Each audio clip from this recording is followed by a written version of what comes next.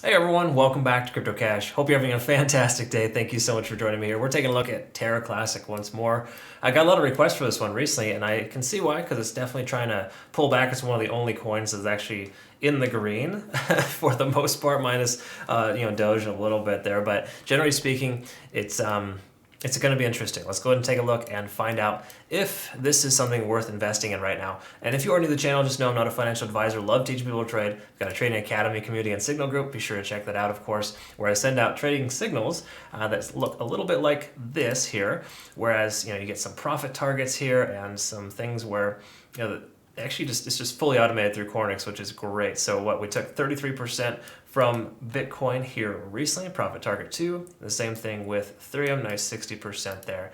And that only took us roughly 12 hours, 12 to 24 hours essentially. Okay, so again, cool little stuff there. Those are things that I share with you.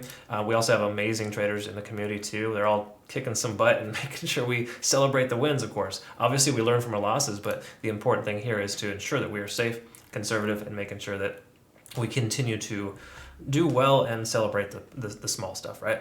And we all do the same thing too. We're all using Bitget as our favorite exchange, best exchange in the world, in my personal opinion. I've used Bybit and KuCoin in the past. They got nothing on this. Super smooth, super easy. They got a $10,000 prize pool monthly as well, where you just simply use trading volume and or profit and loss ratio. It's really easy to qualify. So again, everyone that uses my link in the description below will be eligible for that. If you are in the States, you will need a VPN, keep in mind, but I do have a partnership with ExpressVPN as well. I've used them for years. You get 3 months free with the 12 months plan. So really awesome in that sense, just super user-friendly and easy. So be sure to check that out in your own time. So here's the thing. We want to kind of draw out some Fibonacci retracement levels, maybe look at some previous support and resistances too, kind of draw those out as well, and kind of just see if they actually have any bearing, okay?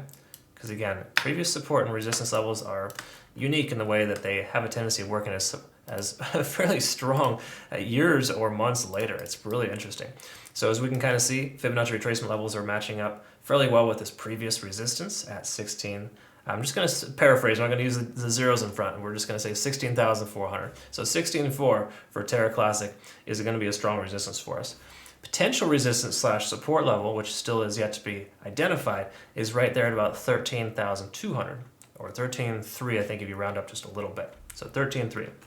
Okay, but if we see Fibonacci retracement levels, it's kind of showing us here that 13.7 is effectively a potential resistance as well. So we can kind of assume or disseminate from this information that this is going to be a resistance channel, and it might be difficult for Terra Classic to break above that. We're going to look at some other things too. So let's go ahead and just identify briefly so you understand kind of the state of the market. Traditional markets are abysmal right now. Okay, so they're all the profits from the last 2 days is completely gone. So again, one of those things where that happens, and Bitcoin is down by 1.5% because of that, but it's not dropping like a rock. So the good thing is here that Bitcoin is performing not quite as extreme as traditional markets. We should expect a 3 or 4% correction from Bitcoin, and we haven't seen that yet. So that's a positive sign nonetheless.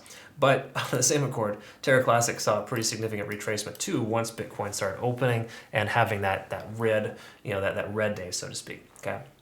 So all those little things factor in. So let's go ahead and take a look at some standard stuff here. So Terra Classic is overextended to the downside. Let's take a look at the big picture and kind of see, though, when Terra Classic comes down to 30, it has a tendency of bouncing, okay? Now, again, not super strong because this was minor. This is obviously pretty major. Generally speaking here, we focus on this here, the most recent event. We can see that when the RSI comes down to 30, it inevitably recovered. Not saying it did great after the fact, but it absolutely recovered coming in to that overextension. Okay, so again, we can kind of extract here that with the RSI right here at 30, hugging that line, and the price action staying the same thing as well, there is potential for a breakout to the upside inevitably, or eventually rather. Maybe not inevitably, but eventually. Okay, I guess it is kind of inevitable when you think about it, because what goes up must come down. The inverse applies as well. Not saying Terra Classic will recover, but it's absolutely looking like it could and should, right? Just based on overextension. Again, a lot of traders focus solely on overextension. I like to use it as kind of a combination. We can see a bit of a taper here, of course, with the MACD, which is good. That's kind of helping us understand that we could have an intersection with a 12, the 12 intersecting with a 26 in upward fashion. These are exponential moving averages, by the way. Really just telling you that that the shift in momentums can essentially move up or down. And right now, we were overextended to the downside on all stretches, and it looks like we're starting to see somewhat of a recovery. Again, today's candlestick isn't great, but it is better than most of the market, right? So it's consolation, if you will. All right, let's take a look at some simple moving averages and kind of see. Same story here as well. We don't even have a 200-day, or actually we do have a 200. It's right here. It just started though. And then of course the 50s intersecting downward. But generally speaking, the bottom line here is we don't have enough data to really anticipate like a death cross or a golden cross. So we have to use the traditional 50 and the 20, and we're below both of those. So until we can get back up above either, we can expect the price action to kind of go sideways and or down from here. All right. So again, for the most part, we should anticipate the price to continue to digress, but we should also anticipate, of course, the price potentially coming up based on it being overextended to the downside. How much lower can you go? In fact, why don't we take a quick look at today's sequential and see?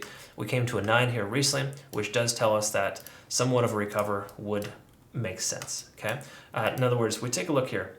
Price comes down to a 9, first 9, and then the price goes sideways for some time, comes up to a 7, and then down to another 9. Okay, so with that continuation type of pattern, it's overextended to the downside, of course, and the likelihood of a further downside is less. However, that doesn't necessarily mean it's not going to continue because we're still really low. I know it seems like a complete contradiction, but generally speaking, when you see these overextensions, there should be somewhat of a pullback. Okay, and again, the pullback may not be super significant. It could be something just like this here, right? Again, it'll probably work its way up to a Fibonacci retracement level and get rejected. That's a very, very common characteristic. Okay. Well, again, just something to kind of think about there. Generally speaking, right now, the 4-hour is not great. When we take a look here, we got rejected off 50 on the RSI. We've got a MACD convergence to an extent, but it's also tapering off as well. Okay. So for the most part here, we can kind of say that the 4-hour is not fantastic. And the reason why I say that is because we're still establishing lower lows. So until we stop breaking those lower lows and we kind of break that pattern, so to speak, we can anticipate the price continue lower. Now the benefit here is that we do see a higher high, okay? So this is higher than the previous high. That's an important thing. That's a trend reversal tool. In other words, that tells us that the trend is potentially reversing. But we need to ensure that this next higher low remains higher, okay? It cannot be a lower low. So we're looking for a closure today somewhere in the range of just say 12.7, preferably 13,000 or higher. Okay, so the price can kind of close where it's at right now. We'll be in decent shape, but if we close much lower, we're going to be establishing a lower low, and then that most recent higher high doesn't mean anything. Okay, so again, we got to break this lower low pattern. All right, so that's something we want to try to pay attention to and see. Furthermore, on the 1 hour, we can kind of see TD sequential. We got overextended to the upside. It makes sense that pullback is happening. We hit a 9 on TDS. We're down to an 8. So the likelihood of the price going much further down right now is less, okay? And what I mean by that is that you see anytime in the past, anytime we hit a 9, it tends to pull itself back or turn itself around. 9 down. So we're seeing this common characteristic here, and we're up to an 8 now to the downside. Therefore, hypothetically, we either go sideways for some time, consolidate, and then it legs up or legs down, or the natural reaction is for the price to come up based on the simple fact that we're overextended to the downside. And it would make sense for the price to continue higher here based on this being somewhat of a support level, and then of course establishing higher lows.